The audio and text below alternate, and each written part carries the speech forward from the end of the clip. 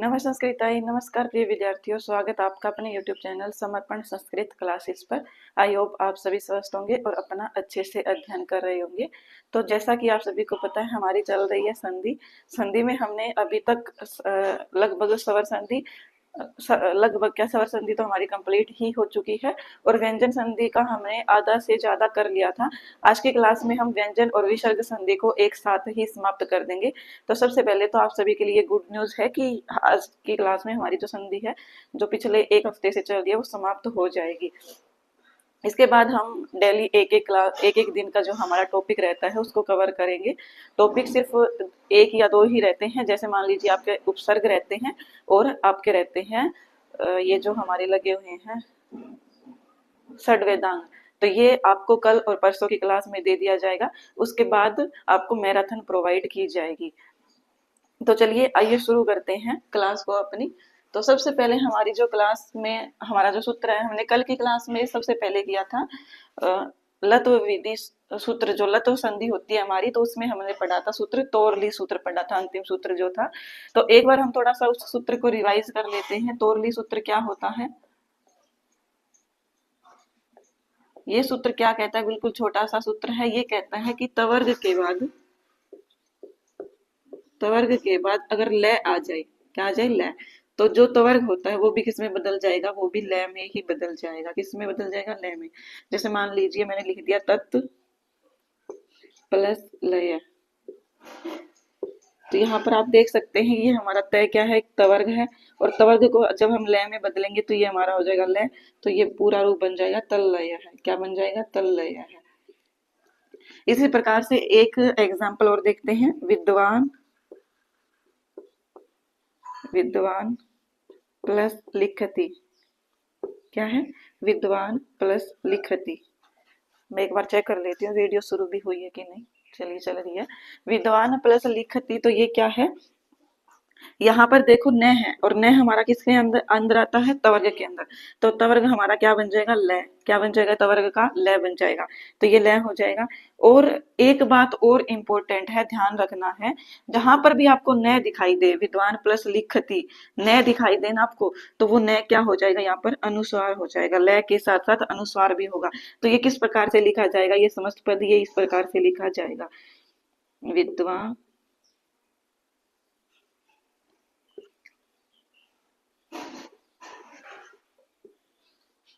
लिखति, ये इस प्रकार से लिखा जाएगा। आई होप आप समझ गए होंगे। जहां पर भी मतलब कि सिर्फ और सिर्फ न को ही लेना आपको और लय हो, मतलब ये तवर्ग में तो आ रहा है, लेकिन ये जो न है ना, न क्या होता है? एक वैसे अनुनासिक होता है। क्या होता है? अनुनासिक। तो यहाँ पर जो हमारा लय बनेगा ना, लय, वो भी कैसा बनेगा? अनुनासिक ही बनेगा। ये आप देख सकते हैं। क्या बनेगा? अनुनासिक ही बनेगा। तो ये आप ध्यान रखिएगा। आप सीधा ये नहीं लिख सकते इसको। अगर आपको उदाहरण में ये दे दिया जाए, जैसे मान लीजिए विधवा लिखती, अगर ये दे दिया गया ना आपको, लिखती, विधवा लिखती,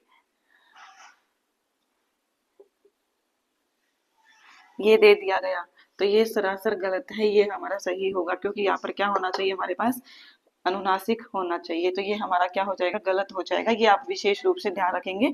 चाहे तवर्ग में आगे ले दिया हो और आगे शब्द यहाँ पर कुछ भी दिया हो, विद्वान की जगह कुछ और भी दे सकते हैं, लेकिन आपको इन दोनों को ध्यान में रख करके चलना है। अगर यहाँ पे ल है और यहाँ पर न है, तो आपको जो अंतिम अक्षर होगा ल को ऊपर आपको अनुनासिक लगाना ही लगाना पड़ेगा।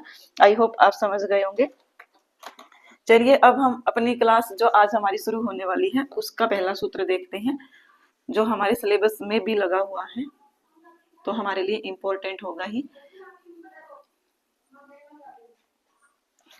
मैं एक बार गेट क्लोज कर देती हूँ, आवाज आ रही है।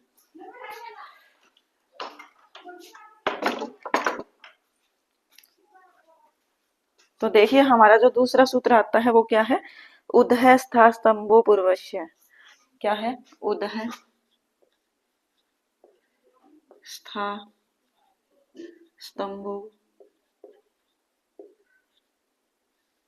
पूर्वस्य। ये हमारा क्या है? एक सूत्र है जो हमारे एस्टेट के एग्जाम में भी लगा हुआ है। और ये कोई जरूरी नहीं है कि आपको एस्टेट में ही काम आए, क्योंकि संधि में सूत्र है तो ये सभी में आपको काम आएगा। क्या कहता है ये सूत्र? उद है स्था स्तंभो पूर्वस्य। ये सूत्र क्या कहता है कि उद उपसर्ग होना चाहिए। क्या होना चाहिए? उद उपसर्ग होना चाहिए, प्लस में क्या हो? स्था धातु या फिर स्तंभ। क्या हो? स्था या फिर स्तंभ शब्द हो। शब्द मान लो, धातु मान लो, कुछ भी कह सकते हो आप। सिर्फ आपको ये दो शब्द ही पहचान रखनी है अकॉर्डिंग टू इस सूत्र। तो इन दोनों को क्या हो जाएगा? ये दोनों जो है क्या हो जाएगा? प्रस्वरण हो जाएगा। क्या हो जाएगा? परसवर्ण। परसवर्ण क्या होता है? परसवर्ण होता है इसके अनुसार हो जाएगा। किसके? इसके अनुसार हो जाएगा परसवर्ण। और पूर्व सवर्ण क्या होता है? जो पहले वाला अक्षर है उसके अनुसार हो जाना। तो ये होते हैं परसवर्ण। तो यहाँ पर सिर्फ और सिर्फ ये प्रसवर्ण आदेश करता है। क्या करता है? आदेश करता है प्रश्न। बस इतना ध्यान रखिएगा, और कुछ इस सूत्र में इंपॉर्टेंट नहीं है। उद उपसर्ग होना चाहिए, स्था और स्तंभ। यहाँ पर आप उद उपसर्ग स्था स्तंभ बस। और पूर्वश्य क्या है? पूर्वश्य। तो यहाँ पर क्या हो जाएगा? पूर्व से वर्ण होगा, सॉरी, पूर्वश्य लिखा हुआ है, पूर्व से वर्ण आदेश हो जाएगा। क्या हो जाएगा? पूर्व से वर्ण आदेश यहाँ पर हो जाएगा। तो सिर्फ और सिर्फ आपको इतना ही ध्यान रखना है। आगे हमारे पास सूत्र आता है झरो झरी सवर्णे। क्या है सूत्र? सूत्र है झरो झरी सवर्णे। क्या कहता है ये सूत्र? देखते हैं एक बार। कहता है ये सूत्र हल से परे, हल से परे झर का लोप हो जाता है सवर्ण झर परे होने पर। क्या होने पर? सवर्ण झर परे होने पर। तो ये सूत्र क्या कहता है ये देख लीजिए आप एक बार आप। तो ये सूत्र हमारे पास जैसे एक शब्द है, मान लीजिए उद थे थानम। ये हमारे पास एक शब्द है उद थे थानम। तो यहाँ पर इस सूत्र से हमारे पास क्या हुआ था? यहाँ पर प्रस्वरण हुआ था। तो प्रस्वरण पहले हमारे पास शब्द क्या था? उद प्लस स्थानम। क्या था? उद प्लस स्थानम शब्द था हमारे पास पहले। उदाहरण समझ लीजिए आप एक बार। यहाँ पर हमारे पास उद प्लस स्थानम था, और ये सूत्र क्या, इस अध्याय को क्या कर देते हैं? थे कर देते हैं। वो हमें नहीं पढ़ना है, ना ही कोई इंपॉर्टेंट है, वैसे ही दिया गया है। तो यहाँ पर अब हमारे पास शेष बच जाता है उद थे थानम। क्या बच जाता है? उद थे थानम। तो यहाँ पर क्या बोला गया है? झरो झरी सवर्णे। इस सूत्र में क्या बोला गया है कि हल होना चाहिए। तो हमारे पास हल क्या है? यहाँ पर हल हमारे पास द है। क्या है? हल हमारे पास द है। इससे परे झर, झर यहाँ पर हमारे पास क्या हो गया? थे। ये क्या है? झर। झर में इसकी गणना की जाती है। मुझे इतनी उम्मीद है कि आपको हल झर ये प्रत्याहार इनसे बनाने आते होंगे। अगर नहीं आते तो पहले प्रत्याहार निर्माण की क्लास सीख लीजिए, मैं यहाँ पर बार बार नहीं बताऊंगी। तो ये हमारा उद का जो द है ये हल हो गया, थ झर हो गया, और ये थ भी क्या है? झर है। क्या है? झर। क्या है? झर। ये थ भी क्या है? झर है।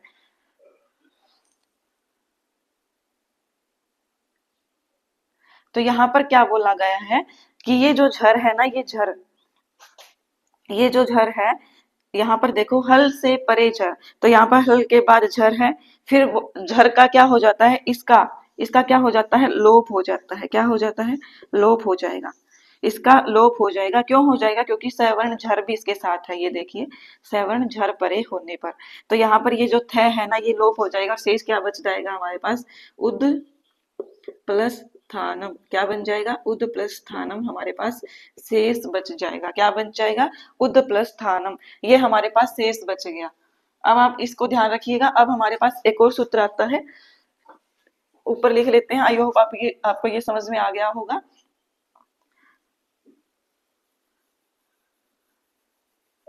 थोड़ी सी डिफिकल्ट हो सकते हैं आपके लिए सूत्र, क्योंकि नए है ना आप सभी के लिए। स्वर संधि के लगभग पढ़े होते हैं सभी ने, लेकिन व्यंजन संधि के थोड़े से सूत्र अलग हो सकते हैं, लेकिन मैं आपको समझाने की पूरी कोशिश करूंगी। अब हम इसको उठा लेते हैं यहाँ पर एक बार। उद प्लस थानम, ये हमारे पास क्या बच गया? शेष बच गया।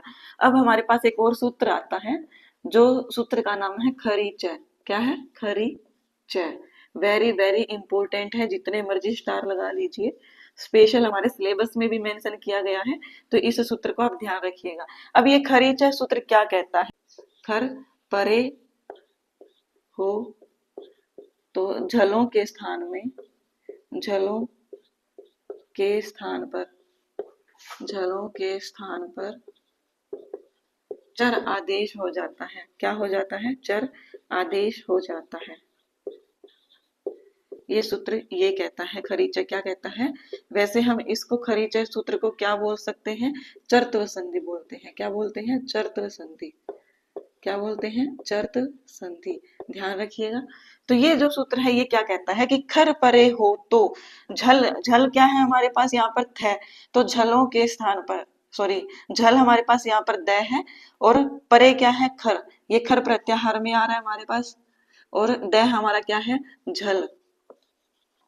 तो झल के स्थान पे हमारे पास क्या हो जाएगा? चर हो जाएगा। और ये द जो है किस में बदल जाएगा? द जो है ये बदल जाएगा हमारा तय के अंदर। किस में बदल जाएगा? तय के अंदर बदल जाएगा। देखिए मैं समझाती हूँ, थोड़ा सा नीचे लिख लेते हैं हम इसको। मैं लिखती हूँ यहाँ पर उद प्लस थानम। क्या है? उद प्लस थानम। यहाँ पर देखिए, आप ऊपर वाला एक बार साइड में रखिए, इसको मैं इरेज कर देती हूँ। यहाँ पर देखिए उद प्लस थानम है। अब हमारे पास उद क्या है? खर परे हो तो, जो थ है हमारा, थ हम देखेंगे क्या खर प्रत्याहार के अंदर आ रहा है, तो हम ख कहाँ से शुरू हो रहा हमारा? ये रहा ख, फे, छ, ठ, थ। तो ये रहा हमारा क्या है? थ।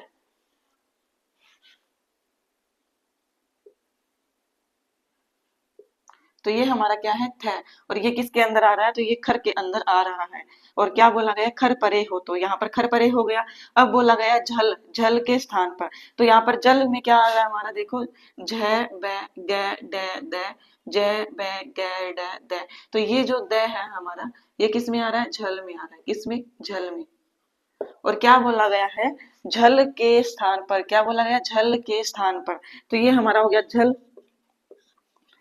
तो झल के स्थान पर क्या हो जाएगा? चर हो जाएगा। क्या हो जाएगा? चर हो जाएगा हमारा। तो ये कितने नंबर पर आ रहा है ये देखते हैं एक बार। जो हमारा द है, ये देखो, 1 2 3 4 5 6 7 8 9, 10वां नंबर हमारा आ रहा है। एक बार हम देख लेते हैं इसको। और हमारा चर कहाँ से शुरू हो रहा है? चर हमारा शुरू हो रहा है, ये रहा, च से। तो च, ट, त। तो यहाँ पर हमारा क्या हो जाएगा? तयकार हो जाएगा। तयकार हो जाएगा। यहाँ पर तकार ही क्यों हो रहा है? तकार इस वजह से हो रहा है क्योंकि इनका तय का, और जो द है ना हमारा, द और तय, इन दोनों का जो उच्चारण स्थान है ना वो एक ही है। इसलिए यहाँ पर इसको क्या हो रहा है? तय हो रहा है। क्या हो रहा है? तय हो रहा है। आई होप आप सभी समझ गए होंगे। तो यहाँ पर हम इसको द को क्या बना देंगे? तय बना देंगे। क्या बना देंगे? द। तय, द को तय बना देंगे। तो अब हम देखते हैं, जो ये हमारा द है ये किस में बदल जाएगा? तय में बदल जाएगा। और ये क्या बन जाएगा? क्या बन जाएगा? उत्थानम। इस प्रकार से ये हमारा उत्थानम बन जाएगा। और अपोजिट में ये एक इस प्रकार से भी बनता है, उत्थानम। तो ये दोनों तरीके से बनता है। अब आप बोलोगे कि मैम इनमें चेंज क्या है? तो ये जो देखो, ये जो तय लिखा है मैंने, इसके बाद ये लगाया है, तो ये भी इसका मतलब डबल तय है यहाँ पर, और वो भी दोनों ही आते। तो ये दोनों ही सही बनेंगे। इसी प्रकार से हमारा जो एक और एग्जाम्पल था वो भी इसी प्रकार से, जैसे उत्थम्बनम बन जाएगा और उत्थम्बनम बन जाएगा। लिख देती हूँ मैं, उत्थम्बनम और उत्थम्बनम। ये दोनों ही हमारे क्या है? सही है। तो ये दोनों तरीकों से बनेगा। आई होप आपको ये समझ में आ गया होगा। खरी चाय क्या करती है? सिर्फ आपको ये याद रखना है कि खर परे हो तो झलों के स्थान पर चर आदेश हो जाता है। ये हमारी खरी चाय संधि करती है। तो चर याद नहीं रहता है तो आप च से चर को याद रख लीजिए, और ख से खर को याद रख लीजिए। बस एक आपको बीच में झल को याद रखना पड़ेगा, और झल के स्थान पर हम चर कर रहे हैं। तो ये थोड़ा सा आप एक बार रिवाइज करोगे तो आपको अच्छे से याद रह जाएगा। अगला सूत्र देखते हैं अब हम। अगला सूत्र आता है हमारा, जयो हो अन्यत्र श्याम। क्या है अगला सूत्र हमारा? जयो, जयो हो अन्यत्रश्याम।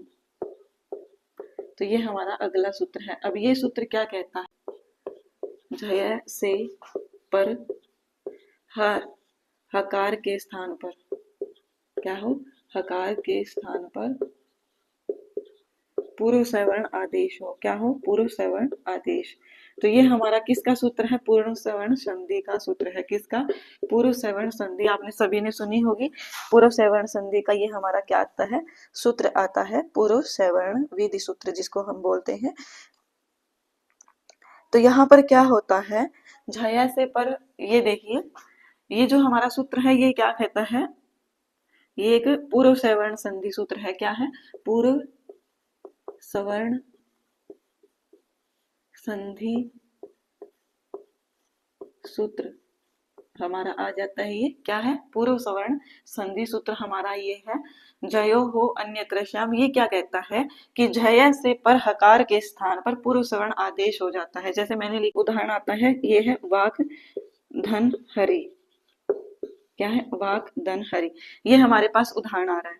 तो अब हम देखते हैं कि ये जो हमारा क है, ये जो हमारा क है ये क्या झय में है। तो ये देखिए हमारा ये जो क है ये झय में है, क्योंकि झय भय गय डय ध जय, ये सभी देखो यहाँ तक, यह तक हमने गणना करनी है। तो ये क हमारा झय में आ रहा है। इट मीन्स ये क्या है, जय है, हमने जो ऊपर लिख दिया है। और उसके बाद हमारे पास क्या आ रहा है, हकार, और हमें चाहिए भी क्या, हकार। तो ये हमारा जो हकार है ना, ये क के चौथे अक्षर में बदल जाएगा। किसमें, क के ही चौथे अक्षर में, क वर्ग के चौथे अक्षर में। क वर्ग में चौथा अक्षर कौन सा होता है, क ख ग घ और घ। तो यहाँ पर चौथा अक्षर हमारा ये है, 1 2 3 4 घ। तो ये जो है ना हमारा, ये किस में बदल जाएगा, घ में बदल जाएगा। और रूप क्या बन जाएगा हमारा, वाग घरी। अब आप बोलोगे कि मैम ये जो ग आया है, ये ग कैसे आया है। तो ये आप सभी को याद हो तो हमने पढ़ा है पहले भी। पहले का तीसरा अक्षर किस संधि से हो रहा है, तो ये आप सभी जानते ही हैं। अगर किसी ने अच्छे से वीडियो को देखे हैं, नोट्स बनाए हैं, तो पहले का तीसरा किस संधि में हो रहा था, हमारा जसत्व संधि में हो रहा था। किस में हो रहा था, जसत्व संधि में हो रहा था। झलाम जस जैसी इस प्रकार का एक सूत्र था, तो उसमें ये हमारा हो रहा था। तो ये घ उसी से हुआ है। और ये जो घ है ये किससे हुआ है, वाक धन हरि। यहाँ पर है को हमने ग में कन्वर्ट कर दिया है। आई होप आप ये समझ गए होंगे। वेरी सबसे आसान सा सूत्र है कि झया के बाद हकार होना चाहिए, तो जो हकार है वो उसी वर्ग के चौथे अक्षर में बदल जाएगा। मान लीजिए अभी हमने वाक धन हरि पढ़ा, तो वो कवर्ग अपने ही चौथे अक्षर में बदल गया। ये बहुत आसान सा सूत्र है। सस छो अटी, क्या है, सस छो अटी, ये हमारा क्या है, सूत्र है। क्या है, सूत्र। तो इस सूत्र, ये सूत्र क्या कहता है, ये सूत्र क्या कहता है, ये देख लेते हैं।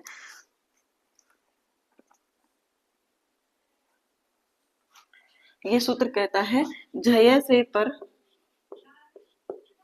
झय से पर सकार के स्थान पर, सकार के स्थान पर छकार आदेश होता है, छकार आदेश होता है, होता है अट परे रहने पर, अट परे रहने पर, सॉरी, अट परे रहने पर। तो यहाँ पर जो हमारा अट है, अट आप सभी जानते ही हैं। अट की गणना कहाँ से कहाँ तक की जाएगी, तो ए ई उ री री ए ओ ऐ औ है व र। तो यहाँ तक हमारी अट की गणना की जाएगी। तो अट परे रहने पर जो हमारा शकार है वो किस में बदल जाएगा, छकार में। और झया पहले होना चाहिए। तो हम लिखते हैं एग्जाम्पल, जैसे मैंने लिखा यहाँ पर, तत् प्लस शिव। क्या लिखा मैंने, तत् प्लस शिव। तो मैं पहले इसका अलग अलग करती हूँ, फिर आपको अच्छे से समझ में आएगा। अगर मैं इसका विग्रह करूं, विच्छेद करूं, तो तय हमारे पास प्लस ए प्लस तय। तो ये हमारे पास बन गया तत्व। इसके बाद प्लस में शिव, शिव श, प्लस में ई, प्लस में व, प्लस में क्या बन गया ए। तो अब आप ध्यान से समझिएगा, हमें बोला गया झय। तो ये हमारा जो तय है, जो अंतिम तय है हमारा, ये किस में गणना की जा रही है, झया में। किस में की जा रही है, झया में। देखिए एक बार, झ ब ग ड द, जय ब ग ड द ख फै छ ठ त, सॉरी यहाँ पर मैंने ख फै छ ठ थ च ट त, ये हमारा तय रहा। और ये इसमें किस में गणना की जा रही है? जय में, क्योंकि जय का यह यहाँ पर समाप्त हो रहा है तो इससे पहले जितने भी अक्षर आएंगे वो जय में आएंगे। तो यहाँ पर जो हमारा तय है ये क्या है? जय है। क्या है ये? क्या है हमारा? जय है। जय में इसकी गणना हो गई। इसके बाद क्या बोला गया है? जय से पर मीन्स बाद में। क्या है? जय पर मीन्स बाद में। शकार, शकार हमारे पास है यहाँ पर, शकार होना चाहिए। शकार के स्थान पर क्या आदेश हो जाता है? छकार। क्या हो जाता है? छकार आदेश हो जाता है। अट परे रहने पर बोला गया है, तो यहाँ पर हमारी ये जो ई है ये क्या है? अट है। क्या है? अट। आप देख सकते हैं ए ई उ री री ए ओ ऐ औ है ये वे रे, तो यहाँ पर ट खत्म हो रहा है, यहाँ से शुरू होकर के यहाँ पर खत्म हो रहा है, तो बीच में हमारी ई आ रही है, तो ई की गणना अट में की जाएगी, तो यहाँ पर ई भी हमारा परे है। तो ये सूत्र क्या कहता है कि ये सूत्र छकार को छकार में बदल देता है। तो अब हमारे पास बन क्या जाता है? अब हमारे पास बन जाता है, जब हम इस शय को छ में बदल देंगे तो हमारे पास क्या बन जाएगा? तच्छिव बन जाएगा। क्या बन जाएगा? तच्छिव। और तय को चय वर्ग हमने कैसे किया है? तो तय को चय वर्ग हमने सचुत्व से किया है। किससे? सचुत्व से। सचुत्व संधि आप सभी ने पढ़ी है अच्छे से। तो ये हमने तय को चय इससे किया है और शय को हमने छह इस सष्ठो अटि इस सूत्र से किया है। तो ये हमारा रूप सिद्ध हो जाता है तच्छिव। आई होप आप सभी समझ गए होंगे। ये हमारा क्या हो जाता है? रूप सिद्ध हो जाता है तच्छिव। इसके बाद हमारे पास सूत्र आता है मो अनुस्वार है। क्या है? मो अनुस्वार है। वेरी वेरी इंपॉर्टेंट है। अब हम मो अनुस्वार को करते हैं।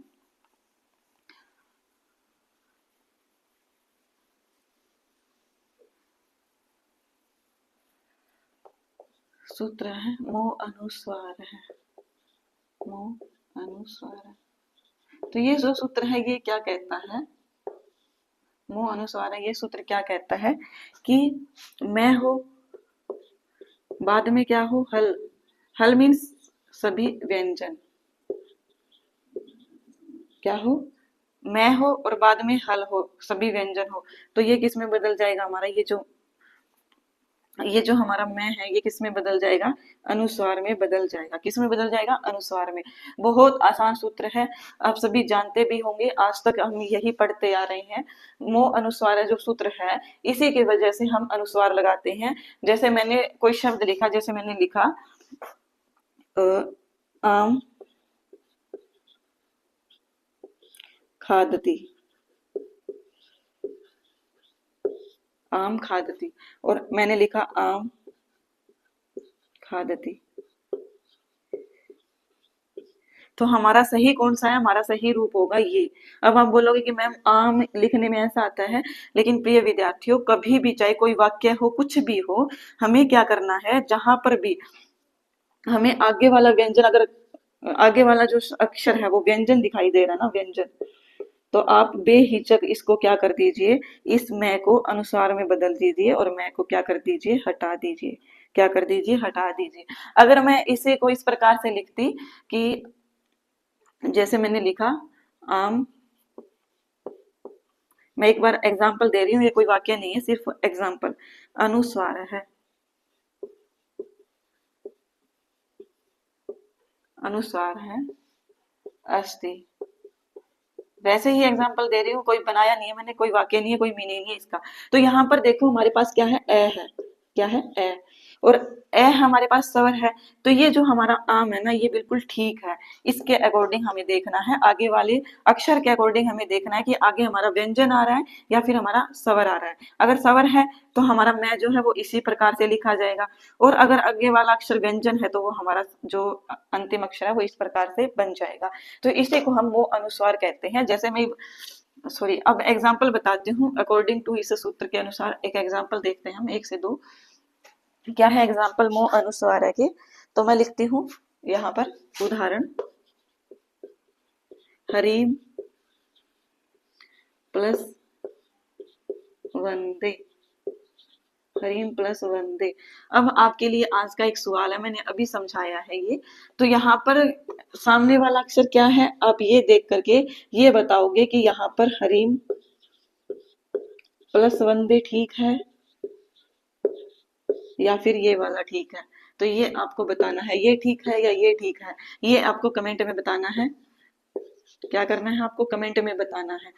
तभी मैं मान करके चलूंगी कि ये इतना आसान समूह अनुस्वार के अनुसार जो चीज कही गई है वो आपको समझ में आई है कि नहीं आई है। तो यहाँ पर हरीम वंदे ठीक होगा या हरीम प्लस वंदे ठीक होगा, या मुझे कमेंट करके बताओगे, मैं नहीं बताने वाली। इसके बाद हमारे पास आगे सूत्र आता है अनुस्वारस्य यही प्रस्वरण है। हमारे पास सूत्र आता है, अगला सूत्र क्या है वो सूत्र देखते हैं।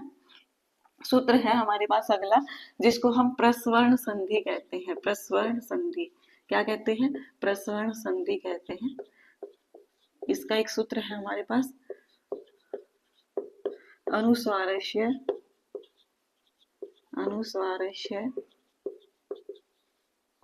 यही प्रस्वर्ण है, प्रस्वर्ण है, अनुस्वारस्य यही प्रस्वर्ण है। तो ये जो सूत्र है ये क्या कहता है, शॉर्टकट में बता देती हूँ मैं आपको बिल्कुल इजी लेवल पर, कि अनुस्वारस्य यही प्रस्वर्ण है। ये सूत्र क्या कहता है कि जो हमारे पास अनुस्वार है, शुरू में क्या है हमारे पास अनुस्वार, और प्लस में हमारे पास व्यंजन हो, कोई भी व्यंजन, या फिर हम इसको यय बोल सकते हैं। यय में क्या क्या चीजें आ रही हैं आप यहाँ से देख सकते हैं। यह हमारा कहाँ से शुरू हो रहा है, ये रहा, यहाँ से हमारा यह शुरू हो रहा है, और उसके बाद यह हमारा अंत में यहाँ पर आ रहा है। तो लगभग सभी व्यंजन आ जाते हैं यय के अंदर। तो जितने भी यय आ रहे हैं अनुस्वार के बाद यय मीन्स कि यही मैं समझना कि यहाँ पर अनुस्वार दे दी प्लस में यय दे दिया, ऐसा नहीं होगा। यय में जितने अक्षर आ रहे हैं इनमें से कोई भी अक्षर हो सकते हैं, यहाँ से लेकर के यहाँ तक लगभग सभी व्यंजन इसमें आ जाते हैं। तो ये क्या हो जाएगा, ये जो अनुस्वार है आने वाले वर्ण के अनुसार, मतलब प्लस वाले बाद के वर्ण के अनुसार ही ये क्या हो जाएगा, बदल जाएगा। प्रस्वरण हो रहा है, आप सभी समझ रहे हैं। प्रस्वरण अर्थात बाद में जो अक्षर आ रहा है उसके अनुसार ही बदल रहा है। जैसे मैं एक एग्जांपल लेती हूँ, अनुस्वार से यही प्रस्वरण का उदाहरण देखते हैं हम।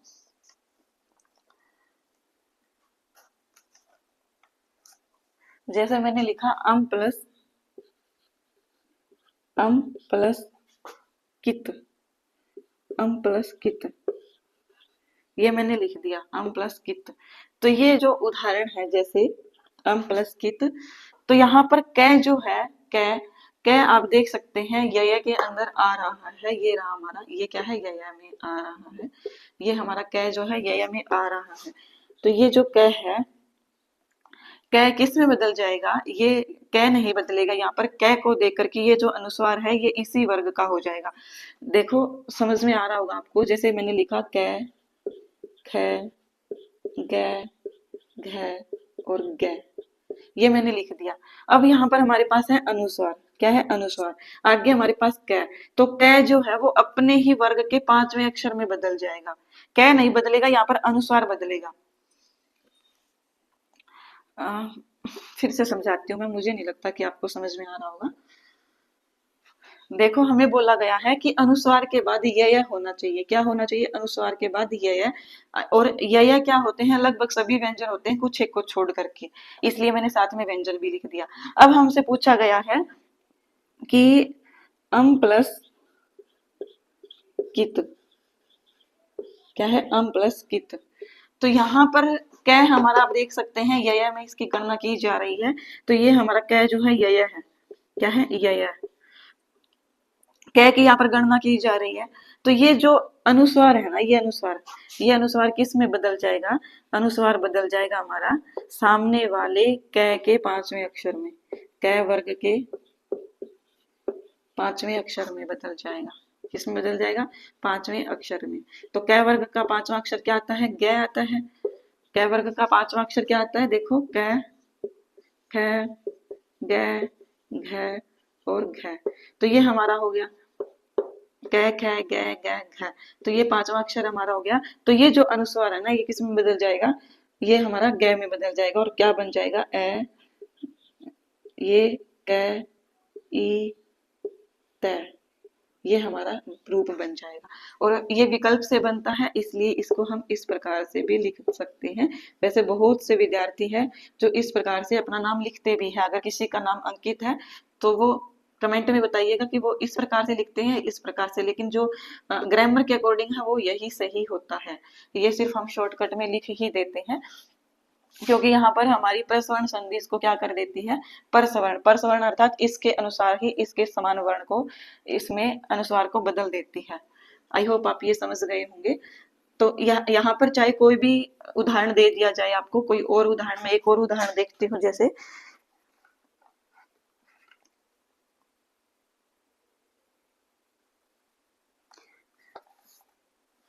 जैसे मैंने लिखा धनम प्लस जय, धनम प्लस जय है, धनम प्लस जय है। अब आपके दिमाग में आता होगा कि मैम हम इसको धनंजय, धनंजय है लिखे, या फिर इसको हम धनंजय लिखे, या फिर हम इसको धमजय क्यों नहीं लिख सकते, धनंजय ये क्यों नहीं लिख सकते। तो ये आपके दिमाग में चलता होगा, मेरे भी दिमाग में पहले यही आता था। तो इसका रीजन क्या है, इसका रीजन यही है कि ये जो प्रसवर्ण संधि होती है ये इसी के अनुसार बदल देती है। अब हमारे पास प्रसवर्ण में क्या है, च वर्ग है, ये जो जय है ये च वर्ग में ही आता है। तो च, छ, ज, झ और ई है। तो ये जो अनुस्वार है ना, ये जो अनुस्वार है ये किस में बदल जाएगा, ये में परिवर्तित हो जाएगा और हमारा रूप क्या बन जाएगा, धनंजय। क्या बन जाएगा, धनंजय है, ये हमारा रूप बन जाएगा। आई होप आप सभी समझ गए होंगे। इसी को हम प्रसवर्ण संधि बोलते हैं। प्रसवर्ण संधि मीन्स यहाँ पर देखो और उसी वर्ग का ये जो अनुस्वार है इसको हटा करके उसी वर्ग का पांचवा अक्षर लगा दो, यही हमारी क्या होती है, प्रसवर्ण संधि होती है। एक बार फिर से बता रही हूँ क्या होती है प्रसवर्ण संधि। यहाँ पर देखो, यहाँ पर क्या अक्षर है और उसी वर्ग का पांचवा अक्षर अनुस्वार को हटा दो और उसी वर्ग का पांचवा अक्षर वहां पर रख दो, इसी को हम प्रसवर्ण संधि बोलते हैं। तो आई होप आपको ये प्रसवर्ण संधि समझ में आ गई होगी, क्या होती है प्रसवर्ण संधि। चलिए हम अगला सूत्र देखते हैं। अगला सूत्र क्या है हमारे पास, तो यहाँ पर हमारी जो व्यंजन संधि है वो हो जाती है कंप्लीट। अब हमारी आती है विसर्ग संधि। विसर्ग ज्यादा बड़ी नहीं है। चलिए एक सूत्र और रहता है, सॉरी 6 सूत्र रह गया हमारा, ये देख लेते हैं। व्यंजन संधि का ही है ये भी, 6। तो ये सूत्र क्या करता है, ये तुग आगम करता है। क्या करता है, तुग आगम। तो स्पेशली ये सूत्र हमसे ऐसे भी पूछ लिया जाता है कि तुग आगम किस सूत्र से होता है, तो 6 से होता है। और ये पूछ लिया जाता है कभी कभी, जैसे ये लिख दिया जाता है हमें तुग आगम, इसी प्रकार से हमें तुग आगम या तुग गम, इस प्रकार से कंफ्यूजन करने के लिए सेम से वर्ड्स दे दिए जाते हैं। और ये प्रीवियस ईयर में आए भी हैं, और ये मैं प्रीवियस ईयर के जब आपको प्रैक्टिस करवाऊंगी तब आप देखिएगा।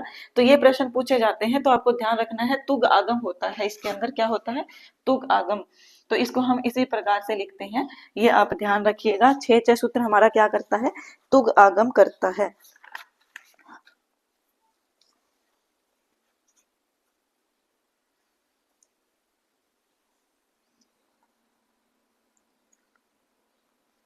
और किस प्रकार से होता है, तो अब हम इसको ये देख लेते हैं। तुग आगम करता है, फिर ये सूत्र करता क्या है, तो ये सूत्र करता है ह्रस्व ए को। क्या करता है, ह्रस्व, ह्रस्व कोई शब्द है, प्लस में हमारे पास क्या है, ह्रस्व कोई शब्द है और प्लस में हमारे पास क्या है, चकार है। क्या है, चकार, चकार है। तो इसको क्या कर देगा, यहाँ पर क्या कर देगा, तुक आगम कर देगा। क्या कर देगा, तुक आगम कर देगा। और तुक में हमारे पास क्या रह जाता है, फिर तुक का चय बन जाता है। थोड़ी सी प्रक्रिया होती है, वो हमको नहीं देखनी है। तो यहाँ पर तुक का हमें चय बन जाएगा। और फिर जैसे मैंने उदाहरण लिखा, शिव प्लस छाया, शिव प्लस छाया, शिव प्लस छाया है। यहाँ पर हम अगर इसमें तुक का आगम करते हैं तो तुक का हमारे पास जो शेष रहता है वो चय रहता है। थोड़ी सी प्रक्रिया है, वो हमें नहीं समझनी है, बार बार बोल रही हूँ। फिर आप बोलोगे कि मैम ये चय कैसे बन गया। सिर्फ आप ध्यान रखिए, तुक का यहाँ पर चय शेष रहता है और ये हमारे पास बन जाता है शिवत छाया। क्या बन जाता है, शिवत छाया। तो ये आप ध्यान रखिएगा। इसी प्रकार से प्रश्न हमसे पूछे जाते हैं। क्या बन जाएगा हमारा, शिव छाया, शिव छाया बन जाएगा रूप हमारे पास ये। और थोड़ा सा फिर आपके दिमाग में चल ही रहा होगा तो मैं बता ही देती हूँ कि ये जो तुक आगम होता है, ये तुक का चय शेष कैसे रहता है। तो तुक में यहाँ पर हमारे कै की हलंत्यम से संज्ञा, ऊ की उपदेश अज अनुनासिक से संज्ञा होकर के हमारे पास शेष रह जाता है तय। और तय को हम क्या कर देते हैं, सचुत्व से चय बना देते हैं। क्या बना देते हैं, तय वर्ग को सचुत्व से हम चय बना देते हैं। और ये चय हमारे यहाँ पर क्या आ जाता है, फिर शिव प्लस छाया यहाँ पर आगम हो जाता है। ये आई होप आप समझ गए होंगे। तो ये बिल्कुल इजी सा सूत्र था। अब हमारी विसर्ग संधि शुरू हो जाती है। ये अंतिम सूत्र था व्यंजन संधि का। विसर्ग संधि हम करते हैं। विसर्ग संधि क्या आएगा विसर्ग संधि के अंदर, तो वो हम देख लेते हैं। सबसे पहले हमारे पास विसर्ग संधि का सूत्र है विसर्जन यस्य से। सबसे पहले हमारे पास विसर्ग संधि है। इसका विसर्ग संधि का सूत्र क्या आता है, विसर्जनीयस्य, विसर्जनीयस्य सह, ये हमारे पास सूत्र आता है।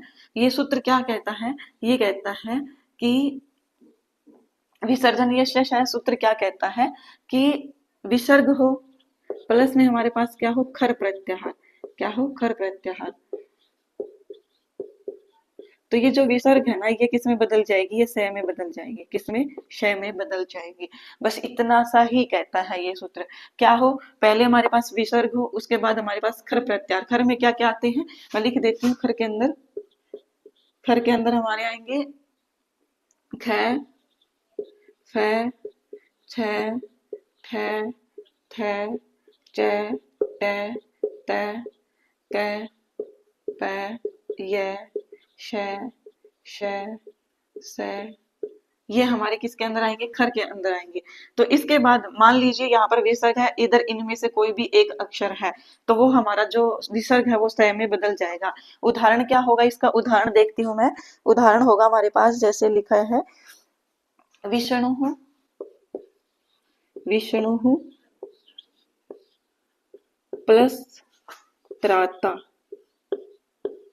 विष्णु प्लस त्राता। ये हमारे पास क्या है, एक उदाहरण है विष्णु प्लस त्राता। तो ये जो उदाहरण है यहाँ पर, तो यहाँ पर त्रय देख सकते हो आप, तय है हमारे पास। तो तय से ही ये शुरू हो रहा है। त्रय शब्द में क्या क्या है, तय प्लस रह है, तो इसी से ये बन रहा है। तो ये हमारे पास तय हो गया। और ये तय हमारा किसमें है, खर प्रत्याहार, खर प्रत्याहार के अंदर है। तो ये जो तय है, तो यहाँ पर आगे तय होने के कारण ये जो विसर्ग है ना, ये विसर्ग ये स में बदल जाएगी। किस में बदल जाएगी, स में। और विसर्ग हटा दी जाएगी, तो ये क्या बन जाएगा, विष्णु स्त्राता। क्या बन जाएगा, विष्णु स्त्राता। ये हमारा रूप बन जाएगा, विष्णु स्त्राता। आई होप आप ये सभी समझ गए होंगे। यहाँ पर हमने विसर्ग को हटा करके श लगा दिया। इस प्रकार से कोई भी इनमें से हो सकता है, विसर्ग के बाद कोई भी इनमें से हो सकता है, तो वो आप ध्यान रखिएगा। और फिर आप क्या करोगे, विसर्ग को हटा करके श बना दोगे। बस इतना सा आपको इस सूत्र में करना है। विसर्ग संधि बिल्कुल इजी सी संधि है। अब हमारे पास दूसरा सूत्र आता है विसर्ग संधि का। दूसरा सूत्र क्या है हमारे पास, दूसरा सूत्र है सस जू सोरुहु। क्या है, सस जू सो रूह। तो ये सूत्र क्या करता है, ये सूत्र करता है श को और सजुस को, श को और सजुस को, इन दोनों को क्या कर देता है, प्लस में खर प्रत्याहार हो तो खर ही होगा।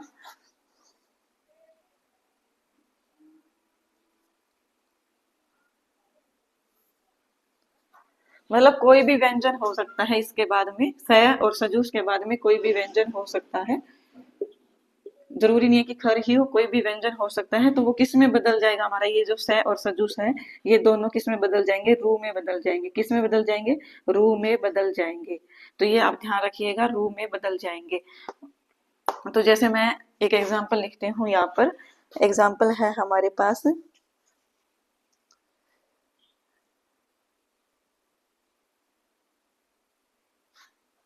जैसे मैंने लिखा हरीश। क्या लिखा मैंने, हरीश। तो यहाँ पर हमारे पास अंत में क्या है, स है। क्या है, स। तो इस स को हमने किस में बदल दिया, रू में। और ये क्या बन जाएगा, हरी रू बन जाएगा। फिर हमारे पास एक और सूत्र आता है, आप इतनी ही प्रक्रिया को ध्यान में रखिए। और फिर हमारे पास एक और सूत्र आता है, सूत्र का नाम क्या है, तो वो देख लेते हैं हम। मैं यहाँ पर पहले वो लिख देती हूँ, हरि और रू। बस इतना बन गया। अब हमारे पास सूत्र आता है अतो रो, अतो रो रपलू ताद प्लूते। अजीब अजीब से सूत्र है। अतो रू, अतो रो रपलू ताद प्लूते, ये हमारे क्या है, सूत्र है। ये हमारा क्या है, सूत्र है। तो ये सूत्र क्या कहता है, पहले ए होना चाहिए, पहले ए होना चाहिए, उसके बाद हमारे पास क्या होना चाहिए, रू, उसके बाद हमारे पास क्या होना चाहिए, फिर से ए होना चाहिए। तो ये रू जो है, ये रू, इसको क्या हो जाता है, सिर्फ और सिर्फ ऊ हो जाता है, और रे को क्या कर दिया जाता है, समाप्त कर दिया जाता है। यही ये सूत्र कहता है। तो यहाँ पर हमारे पास क्या बन जाएगा, जैसे मैं एक उदाहरण लिखती हूँ, शिवस प्लस अर्चय है। ये हमारे पास एक उदाहरण है, शिवस प्लस अर्चय। तो यहाँ पर ये जो श है ना, इस श को क्या आदेश हो गया था, रू। किस सूत्र से हुआ था, पहले वाले सूत्र से। पहले वाला सूत्र हमने कौन सा किया था, पहले वाला सूत्र हमने कौन सा किया था, तो वो किया था हमने सस जू सो रू। तो यहाँ पर ये अंतिम श को क्या कर रहा था, रू कर रहा था। अब हमारे पास सूत्र आया है अतो रो रपलूत ताद प्लूते, मतलब अप्लुत होना चाहिए, अर्थात प्लुत नहीं होना चाहिए, सिंपल ए होना चाहिए। अगर ए इस प्रकार से लिखा गया है तो ये प्लुत हो जाता है, लेकिन ये सीधा ए है तो ये प्लुत नहीं है। तो यहाँ पर क्या बोला गया, पहले भी ए होना चाहिए। तो शिव में आप देख सकते हैं ए है, शिव के व में ए है, तो यहाँ पर पहले भी ए है, इसके बाद भी हमारे पास क्या है, ए है। तो ये जो रू है ना, रू का शेष क्या रह जाता है, रू का रे काट करके सिर्फ और सिर्फ ऊ शेष रह जाता है। तो यहाँ पर हमारा क्या बन जाएगा अक्षर, एक बार के लिए, शिवस, शिव ऊ और अर्चय, ये बन जाएगा। क्या बन जाएगा, शिव ऊ और अर्चय, ये रूप हमारा बन जाएगा। फिर आगे हमारा क्या होता है इसमें,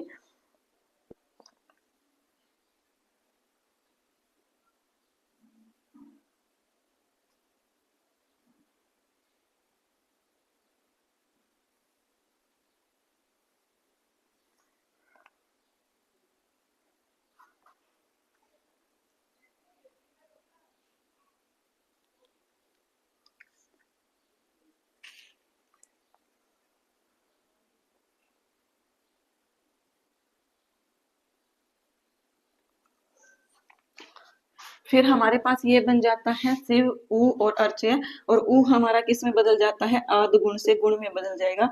तो यहाँ पर गुण से क्या हो जाता है, इसको ऊ को क्या हो जाएगा, ओ हो जाएगा। क्या हो जाएगा, ऊ को ओ हो जाएगा। तो ये हमारे पास बन जाएगा शिवो, क्या बन जाएगा, शिवो अर्चय है। क्या बन जाएगा, शिवो अर्चय। फिर हमारे पास एक और सूत्र आता है एंग पदांतादति। क्या आता है, एंग पदांतादति। तो ये सूत्र क्या करता है, ये करता है हमारा पूर्व रूप एकादेश। क्या करता है, पूर्व रूप एकादेश करता है। ये आप सभी जानते ही हैं, एंग पदांतादति हमने स्वर संधि में पढ़ा है। तो ये पूर्व रूप एकादेश करता है। तो ये जो शिवो अर्चय है, ये शिवो अर्चय यहाँ पर ए ना लिख करके ये किस में बदल जाएगा, इस प्रकार से ये लिखा जाएगा, शिवो अर्चय, शिवो अर्चय, इस प्रकार से ये लिखा जाएगा। तो ये हमारा लास्ट में सही बन जाएगा। अगर हमसे शिवो अर्चय का विच्छेद पूछा जाए तो ये इसी प्रकार से बनेगा, शिवस प्लस अर्चय। यहाँ से ही हमारा ये शिवस अर्चय शुरू हो रहा है। पहले विसर्ग वाली प्रक्रिया हमें नहीं देखनी है। तो यहाँ से हमारा ये शुरू हो रहा है, से फिर ससजू सोरू से रू हो रहा है, रू अतो रो ताद प्लुते। इस सूत्र से रू को रे काट करके ऊ शेष बच रहा है, ऊ को हम आद गुण से ओ कर रहे हैं, और ओ को हम एंग पदांतादति से इन दोनों को मिला करके पूर्व सवर्णादेश कर रहे हैं। तो पूर्व रूप एक आदेश हमारा क्या हो जाता है, आप सभी जानते हैं, पूर्व रूप संधि में अवग्रह का चिन्ह लग जाता है, और वो हमने अंत में लगा दिया है। तो ये हमारा अतोरोर ताद प्लुते सूत्र जो है वो कंप्लीट होता है। अब हमारा आगे जो सूत्र आता है वो आता है हसीचय। क्या है, हसीचय। हसीचय सूत्र क्या कहता है, हसीचय सूत्र, ये सूत्र क्या कहता है कि पहले हमने सूत्र में अतोरोरात प्लुतो में क्या पढ़ा था, वो पढ़ा था ए के बाद हमारे पास क्या होना चाहिए, ए के बाद रू हो प्लस में ए हो। तो रू को काट करके ऊ शेष बच जाता है सिर्फ और सिर्फ। तो अब ये सूत्र क्या कह रहा है, हसीचय, हसी चय सूत्र क्या कह रहा है कि पहले हमारे पास क्या होना चाहिए हसी चय के अनुसार,